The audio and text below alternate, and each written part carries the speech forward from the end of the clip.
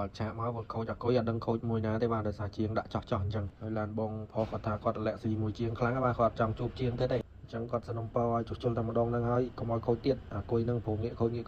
ឡូវនេះធ្វើការដាក់ឆ្នាំ021ជូនបងផុសហើយយើងមើលសាច់ឈាមបាទសាច់ឈាម021អានេះអក្សរ W បាទតំណាងឲ្យឆ្នាំ021អញ្ចឹងឆ្នាំ021សាច់អាគុយវាគឺដូររៀងហើយបាទដោយសារវាសាច់ស្មើវាលែងមានកតិកតួទៀតហើយយើងមើលសោភ័ណភាពបាទ021ខ្ជូតដល់កហើយបាទមើលទៅគួរឲ្យស្រឡាញ់ហើយនេះសាច់ឈាមកាក់អាគុយដែលនៅជាប់ធុងអាគុយបាទមើលទៅឃើញថានៅស្អាតអត់មានឡើងស្នាមទេខ្ចៅខ្ចងហើយនៅ color 7ពណ៌ឡើយទេបាទហើយអាគុយឆ្នាំប៉ុណ្ណេះតិចបំផុតអាច5ឆ្នាំអីទៀតបានខូចបាទហើយយើងមើលវល់អាគុយនៅលើអេក្រង់ក៏អែមដែរបាទឡើង4កម្មពណ៌ខៀវហើយបើយើងមើល data ក្នុង scan វិញវល់វាគឺដើរស្មើគ្នាល្អបាទប្រភេទអាគុយសំណុំមួយឆ្នាំខ្ពស់អញ្ចឹងបងប្រុសលែងបានលាក់ស៊ីមួយជាងឯងបាទដាក់ឆ្នាំ021ហើយមុនដូរឆ្នាំខ្ពស់បាទប្រឹក្សាមួយបងយូរដោយសារយើងមិនចេះទៅដូរឲ្យបងទេយើងចង់ដឹងពីស្ថានភាពប្រើប្រាស់ទៅមុខទៀតតើបងប្រើឡានយូរឬក៏ឆាប់បានយើងត្រូវសម្រេចចិត្តបដូរឆ្នាំណាដើម្បីឲ្យត្រូវជាមួយនឹងលុយជាមួយនឹងការប្រើប្រាស់ឡានយើងអរគុណ